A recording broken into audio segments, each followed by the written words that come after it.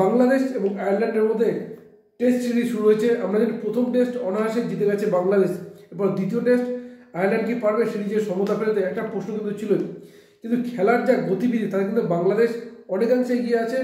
অনেকেই বলছেন এই দ্বিতীয় টেস্টও বাংলাদেশ হয়তো ইনিংসে জয় পেতে পারে, এবং এই দ্বিতীয় টেস্টে বাংলাদেশ প্রথম ব্যাট করতে নামে এবং প্রথম দিন যেখানে 4 উইকেট হারিয়ে 292 রান ছিল, মুশফিকুর রহিম 99 রানে অপরাজিত ছিলেন এবং লিটন দাস 47 রানে অপরাজিত ছিলেন। এবং আজ সকালে খেলতে নামে দুই দল। মুশফিকুর রহিম সকালে সেঞ্চুরি করেন এবং 106 রান করে আউট হয়ে যান, এবং এই রান করতে খেলেন 214 বলে 5টি 4 মারেন এবং 106 রান করে আউট হয়ে যান। অন্য অপরাজিত ব্যাটসম্যান লিটন দাস, তিনিও কিন্তু সেঞ্চুরি করেন এবং লিটন দাস 192 রান খেলে 126 রানের ইনিংস খেলেন এবং মারেন 8টি 4 এবং 4টি বিশাল ছক্কা। এছাড়া মুমিনুল হক করেন 63 এবং মেহেদী হাসান মিরাজের 47। অধিনায়ক নাজমুল হাসান শান্ত কিন্তু এই টেস্টে রান পাননি এবং তিনি মাত্র 8 রান করে আউট হয়ে যান। এবং আয়ারল্যান্ডের বলারদের কথা যদি বলা হয়, অ্যান্ডি ম্যাকব্রেইন তার দাপট বলাতে বলে 109 রান দিয়ে পান 6টি উইকেট, এবং তার দাপটেই কিন্তু বাংলাদেশের ইনিংস শেষ হয় 476 রানে।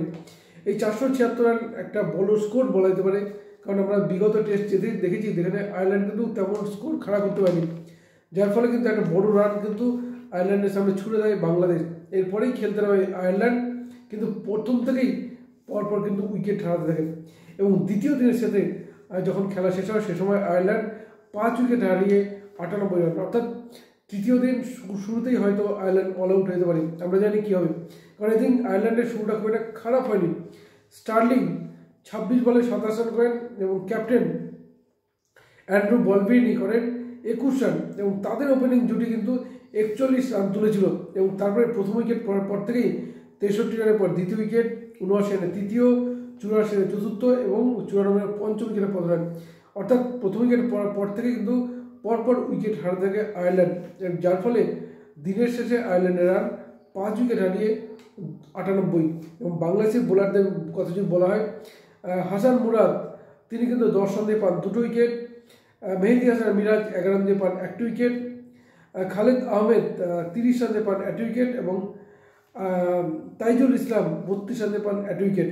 অর্থাৎ বাংলাদেশের বোলারদের সামনে রীতিমতো দিশেহারা দেখাচ্ছে আয়ারল্যান্ড, এবং যার ফলে দ্বিতীয় দিনের শেষে আয়ারল্যান্ড 98 রানে 5 উইকেট। অর্থাৎ যদি আয়ারল্যান্ড প্রথমেই তৃতীয় দিনের শুরুতেই অল আউট হয়ে যায়, তাহলে হয়তো তৃতীয় দিনের শেষেই হয়তো খেলার টেস্ট সিরিজ শেষ হয়ে যাবে। আমরা জানি না আয়ারল্যান্ড এই খেলাটা কতদূর নিয়ে যেতে পারবে। কী বলবেন আপনারা? আপনাদের মতামত জানাতে পারেন আমাদের কমেন্ট বক্সে।